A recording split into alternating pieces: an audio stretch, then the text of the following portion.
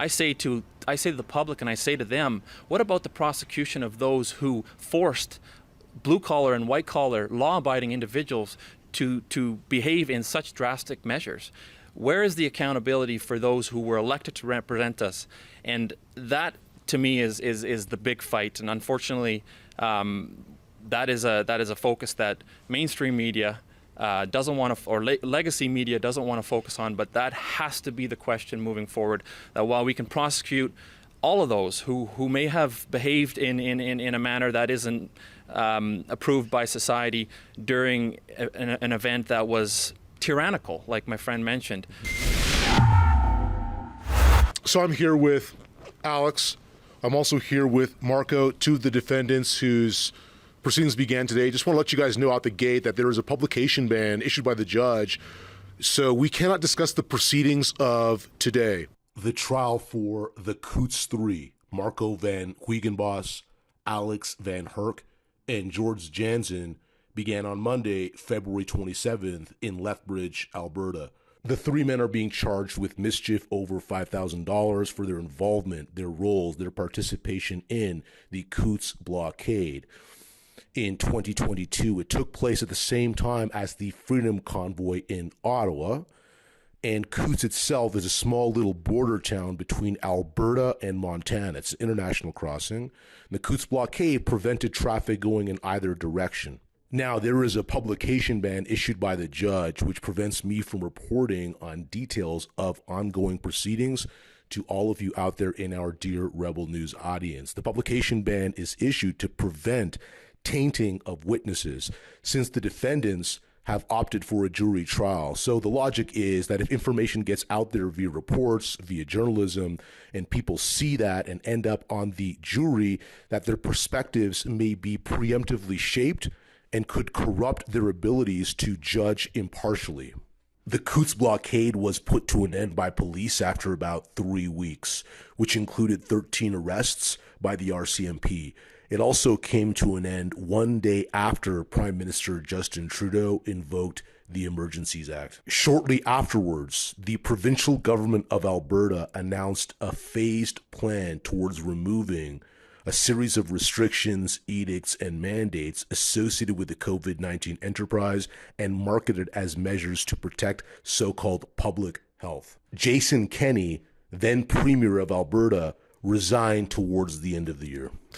And that publication ban is put in place in order to prevent any tainting of the jury. In other words, if we were to speak about proceedings today publicly and people who would end up on the jury ended up seeing it, it may prejudice their thoughts going in. So, gentlemen, you've been waiting 2 years for this day.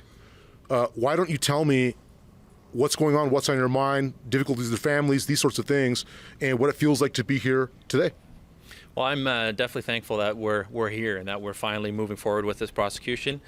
These charges have been laid since September of 2022, and it's been a long time coming. And even though the future is uncertainty with a charge this serious and the possible ramifications of that charge, and to some degree, life has been put on hold for myself, for my family, and you get used to the constant overbearing pressure of this all, but I'm really thankful that finally we're here in court to address some of these pretrial applications. Without speaking to what happened in court, I feel that my defense did a phenomenal job in presenting themselves, and I, for the first time, was able to experience the justice that has been appointed to our prosecution, and so far I think things have gone very fair and very orderly, and that's a good start. That is ultimately what we're looking for here is that that justice be done, and that that it's not us having to remove our guilt, but that we are here able to for them that they have to challenge our guilt, and not that we have to prove our innocence. So, Alex, same question for you. Yeah, like I say, I'm thankful for the supporters that came in this morning to support us. We really appreciate that.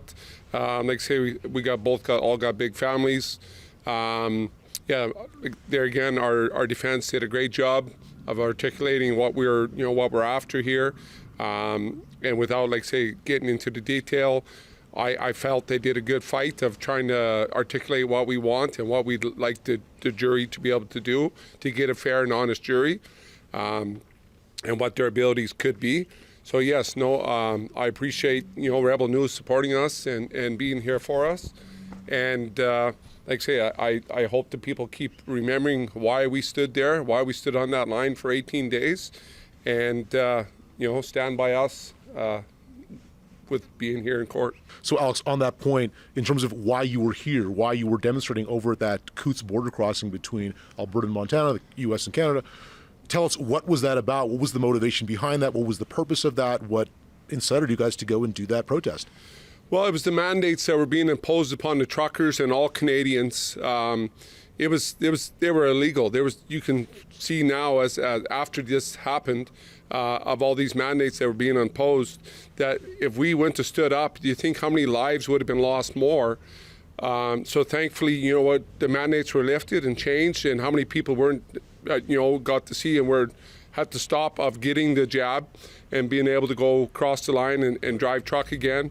So I feel we saved a lot of people's lives, and we changed, I think, history from what was happening in our tyrannical government. We were living in a tyranny at that time. Marco, you want to add to that? Yeah, I'm not to repeat anything my friend here mentioned. And when I say friend, he actually is my friend, and not the way they use the word friend in the courts. This kind of makes my stomach turn at times. But to be honest, the convictions we had while we were there are still there. And if anything, those convictions have they've become mainstream in the public. We see the Ingram decision. We see that in Alberta, the mandates and the health measures that were passed down and approved by the politicians are now deemed to be illegal.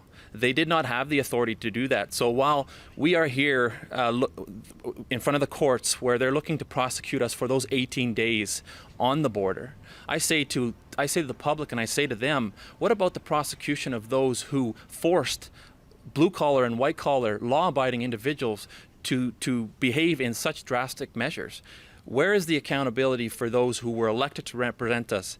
And that, to me, is the big fight. And unfortunately, that is a focus that mainstream media doesn't want to, or legacy media doesn't want to focus on. But that has to be the question moving forward. That while we can prosecute all of those who may have behaved in a manner that isn't approved by society during an event that was tyrannical, like my friend mentioned. In a preamble of our Charter of Rights, in our human rights, it says, whereas it is essential, if man is not to be compelled to have recourse as a last resort to rebellion against tyranny and oppression, that human rights should be protected by the rule of law. Yeah. Where is the accountability, and when will those in positions of responsibility hold those who were in positions of responsibility to account?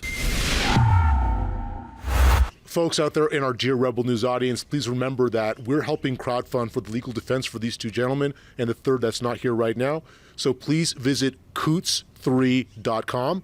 You can contribute either to our operations as journalists or to their defense funds. And if you do so for the latter, you'll also be issued a charitable receipt for your contribution. Thank you.